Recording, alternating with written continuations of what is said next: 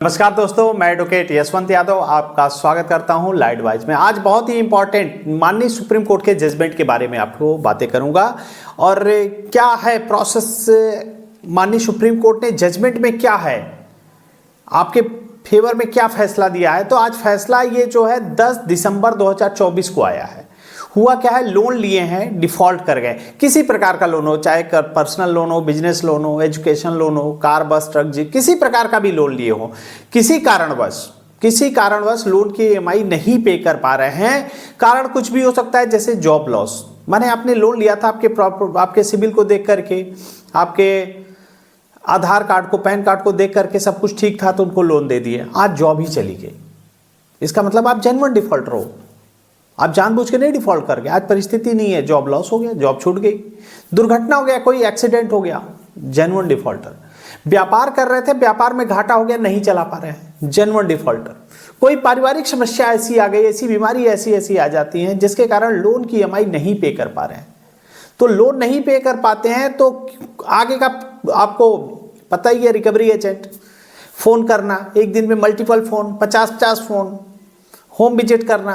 तो ये सब जो प्रोसेस है, इसके लिए तो मैंने बहुत सारी वीडियो बता दी है कि होम विजिट करते हैं तो क्या करना है। वैसे I card, visit letter, DRA का लाइसेंस, 3 पेपर मांगिए, फिर हो तो बात करिए।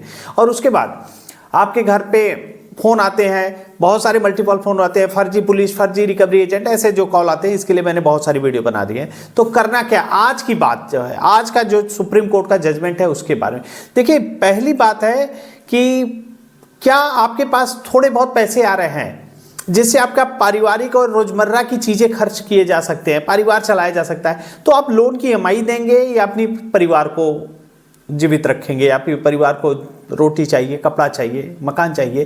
तो ये जो डेली यूजेज की जो चीजें हैं, तो आप कमेंट्स में बताइए, क्या आपके पास जैसे उतने ही पैसे आ रहे हैं जितने में आपका परिवार चल सकता है, थोड़े मोड़े पैसे आ रहे हैं, तो उससे क्या आप लोन की ईएमआई पे करेंगे या फिर अपने परिवार बच्चों को देखेंगे। कमेंट्स में आप बताइए। आपका लोन तो आप भी लिए हैं, डिफॉल्ट किए हैं, तो उस कंडीशन में आप करेंगे क्या। जब नहीं आ पा रहा है पैसा, तो रोटी कपड़ा मकान आपके लिए जरूरी है कि आपके लिए बैंक की ईएमआई जरूरी है। तो आज इस पे वीडियो बना देंगे, बहुत ही आपके लिए इंपॉर्टेंट वीडियो है। और ये जजमेंट की कॉपी हर लोन डिफॉल्टर के पास होना चाहिए, कम से कम उनको पता तो होना चाहिए, हाँ ये प्रोसेस क्या है, क्या तरीका है, कैसे करते हैं। तो माननीय सुप्रीम कोर्ट का जो जजमेंट है, इसके बारे में आज हम बात करेंगे। लेकिन ये जजमेंट के साथ साथ वो जेन्युइन डिफॉल्टरों के लिए है, ऐसा नहीं कि बिल्कुल डिफॉल्टर के लिए। आपके पास पैसे हैं, आपके पास देने हैं बैंक के 5 लाख, आप चल रहे हो 50 लाख की कार से आपके पास, तो ऐसे नहीं। जेन्युइन डिफॉल्टर जो पैसे हैं नहीं है जिनके पास, बिल्कुल डिफॉल्टर की बात नहीं कर रहा हूँ। हमारे ज़्यादातर सब्सक्राइबर क्लाइंट सब जेन्युइन डिफॉल्टर होते हैं, किसी विषम परिस्थिति के कारण ही लोन की ईएमआई नहीं दे पाते। उन्हें भी मालूम है आज मेरा सिबिल खराब हो जाएगा। लेकिन माननीय सुप्रीम कोर्ट ने कहा क्या है, आज इस पे पूरी डिटेल में क्या आप लोग को देखिए। सुप्रीम कोर्ट का जो जजमेंट है उसकी कॉपी में आपको प्रोवाइड करा दूंगा और उसकी मैं डिटेल्स भी आपको स्क्रीन पे डाल देता हूँ। अपूर्वा मंडल का वर्सेज डॉली एंड अदर्स के नाम पे एक केस था। ये सीआरपी, इसमें हुआ क्या था, पहले तो निचली अदालत जो होती है, जो डिस्ट्रिक्ट कोर्ट होती है, जो फैमिली कोर्ट होती है, उसमें सीआरपीसी धारा 125 होती है भरण पोषण के लिए। तो भरण पति पत्नी का विवाद था, भरण पोषण के लिए पत्नी ने अपने पति के ऊपर केस किया था। तो उसमें पत्नी को 6,000 रुपये प्रतिमाह और 2 बच्चे थे, 3-3 हज़ार रुपये दोनों बच्चों के अलग अलग 3-3 हज़ार रुपये का ऑर्डर पास था, जिसमें फैमिली कोर्ट ने उनको ऑर्डर कर दिया था कि 6,000 रुपये महीने का और 3-3 हज़ार दोनों बच्चों के लिए जाना। लेकिन इस पे पत्नी को संतुष्टि नहीं थी। क्यों संतुष्टि नहीं थी, क्योंकि उनका व्यापार बहुत ज़्यादा था, उसमें मेंटेनेंस कर पाना उनको दिक्कत हो रहा था। तो उस कंडीशन में वो चली गई हाई कोर्ट, पत्नी हाई कोर्ट चली गई, high court, Gujarat high court, Surat का केस था। तो गुजरात हाई कोर्ट, मैं इसका केस का पूरा डिटेल आपको स्क्रीन पे डाल दूंगा। और पत्नी जो 6,000 था और 3-3 हज़ार बच्चों को था, वो कम लग रहा था, तो उन्होंने अब गुजरात हाई कोर्ट में गए। तो हाई कोर्ट में पति व्यापारी था, व्यापार में उसका बिजनेस था, व्यापार था, बड़े लेवल पे व्यापार था। तो उसमें हुआ क्या, हाई कोर्ट ने पत्नी को 1 लाख रुपए और बच्चों को 50-50 हज़ार रुपए, बच्चों को 50,000 और पत्नी को 1 लाख रुपए का ऑर्डर कर दिया। माने जो फैमिली कोर्ट था, फैमिली कोर्ट के ऑर्डर को चेंज करके 1 लाख और 50। तो इस पे पति 1 लाख और 50-50 हज़ार दे पाने में नहीं दे पा रहे थे, तो उसके लिए उन्होंने, उनके पति ने चले गए माननीय सुप्रीम कोर्ट। जब माननीय सुप्रीम कोर्ट गए तो मेंटेनेंस जो मिल रहा था उसमें माननीय सुप्रीम कोर्ट ने उसके अमाउंट को, जहां पे 1 लाख हाई कोर्ट ने किया था उसको 50,000 और जहां 50,000 बच्चों का था उसको 25,000, मैंने 50% कम कर दिया। पति को वहां हाई कोर्ट से राहत मिली कि हाँ, राहत मिलने का मतलब जो अमाउंट ज्यादा था हाई कोर्ट ने उसको, तो इसमें मेंटेनेंस के साथ साथ माननीय सुप्रीम कोर्ट ने साफ साफ कहा, उन्होंने, उनके पति का कहना था मेरे व्यापार में नुकसान हो रहा है, मेरा व्यापार में घाटा हो रहा है, मैं लोन की ईएमआई नहीं पे कर पा रहा हूं, मैं मेंटेन नहीं कर पा रहा हूं, लोन सर पे लोन का बोझ चढ़ रहा है, मैं पत्नी को इतने पैसे कहां दे पाऊंगा।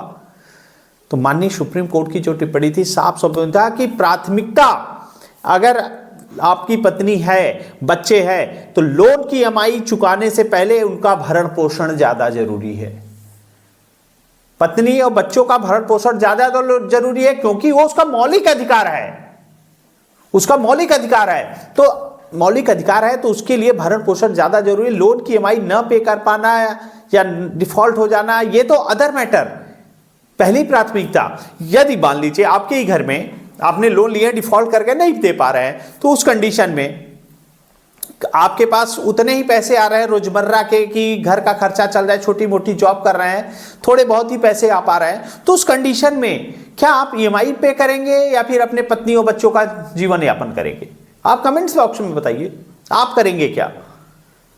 तो माननीय सुप्रीम कोर्ट ने यह कहा है कि मौलिक जिंदगी जीने का अधिकार है, आपका यह मौलिक अधिकार है, इसको खत्म नहीं किया जा सकता। ईएमआई जो आप मेंटेनेंस दे रहे हो पत्नी और बच्चों को देना ही पड़ेगा। तो ये प्रोसेस होता है। माननीय सुप्रीम कोर्ट ने ये जब कह दिया कि पहला काम होता है रोटी कपड़ा मकान, तो पहला जो प्रोसेस है रोटी कपड़ा मकान, अपने परिवार को देखिए, बच्चों को देखिए, लोन लिए हैं नहीं दे पा रहे हैं, बस यही है ना।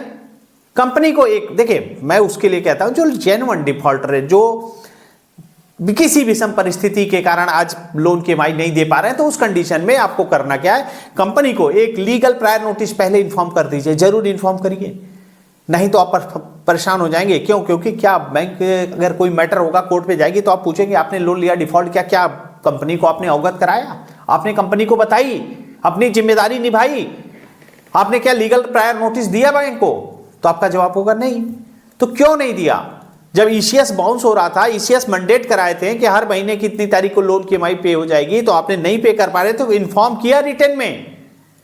अब ये नहीं कहिए मैं फोन से इन्फॉर्म कर दिया, तो फोन से इन्फॉर्म नहीं, रिटर्न में स्पीड पोस्ट जरिए रजिस्टर्ड डाक एडवोकेट के माध्यम से गया या नहीं, हाँ या ना। अगर गया है तो ठीक है, वो आपके लिए फेवर में है कि मैंने अवगत करा रखा है, जरिए रजिस्टर्ड डाक एडवोकेट के माध्यम से, हमारी स्पीड पोस्ट के माध्यम से गया हुआ है लीगल प्रायर नोटिस। तो लीगल प्रायर नोटिस देना बहुत जरूरी है। और रही बात अगर पैसे नहीं हो पा रहे हैं, थोड़े थोड़े पैसे इकट्ठा करिए और सेटलमेंट का ऑफर आता है, उसके बाद कंपनियां रिकॉल, डिमांड, आर्बिट्रेज, जो जो नोटिसें आती जाएंगी, नोटिसों का आप रिप्लाई करते जाइए, सेटलमेंट का ऑफर आएगा, सेटलमेंट हो जाएगा, लोक अदालत लगेगी, लोक अदालत में जाकर के आप क्लोज करा सकते हैं। और कोई दिक्कत हो, परेशानी हो, कुछ भी किसी प्रकार की रिकॉल नोटिस हो, डिमांड नोटिस हो, आर्बिट्रेशन नोटिस, उसका ऑब्जेक्शन जरूर दे दीजिए। Payment and settlement act section 25 का नोटिस हो या एनआई एक्ट का नोटिस हो, कलकत्ता, अहमदाबाद, जयपुर में कहीं पे भी होगा, मैं आपको एडवोकेट प्रोवाइड करा दूंगा, आपकी बिल करा दूंगा। किसी भी प्रकार की 13(2) की नोटिस, 13(4) की नोटिस आता है तो हमसे डायरेक्टली आप हमसे संपर्क कर सकते हैं। और मैं अपनी बातों को यहीं समाप्त करता हूं। जय हिंद, जय भारत, धन्यवाद।